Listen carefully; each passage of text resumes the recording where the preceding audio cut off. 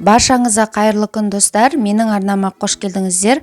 Бүгін мен сіздермен осындай үй жағдайында дайындалатын нутелланың рецептісімен бөлісетін боламын. Май жемейтін, бірақ тәттіге құмар балаларыңыз болса, міндетті түрде осы үй жағдайындағы нутелланы жасап беріңіздер. Бұл нутелланы сонымен қатар торттың арасына да қолдануға болады. Бізге 350 грамм сүт қажет болады. Сүттің пайызы бұл жерде маңызды емес, қолдың сүтін де пайдалануға болады. Бос ыдысымызға құйып, оттың астын баяулатып қоямыз. Міндетті түрде баяу отта тұру қажет. Сүтті қайнатып жібермейміз. 2 ас қасық какао ұнтағын салып, 1 шай қасық крахмал қосамыз. Енді осы жерде үздіксіз барлығын араластырып тұруымыз қажет. Түбі жабысып қалмауын мұқият қадағалап тұрамыз. Егер нутелланың дәмдірек, тәттірек болғанын қаласаңыздар, 2 немесе 1 ас қасық қант қоссаңыздар да болады.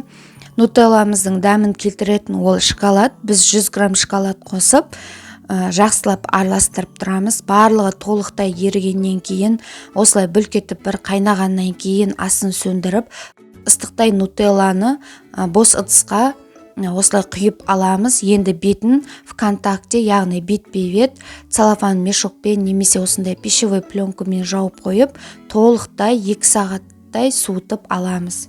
Достар, сонымен қатар келесі видеода мен сіздермен балықтың уылдырығынан жасалынатын дәмді, бастысы пайдалы осындай котлеттердің рецептісімен бөлісетін боламын. Оны жіберіп алмас үшін алдымен арнама тіркеліп, қоңыраушаны басуды ұмытпаңыздар.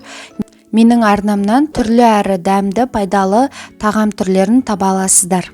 Біздің нутелламыз құрамы белгісіз, дүкеннің сөрелерінде сататын нутелладан дәмі кем емес, өте дәмді, тәтті болып шықты. Міндетті түрде жасап көріңіздер, жақындарыңызды қуантыңыздар. Егер де осы рецептім ұнаса, лүпіл басып, пікір қалдыруды ұмытпаңыздар. Сіздерге ас болсын.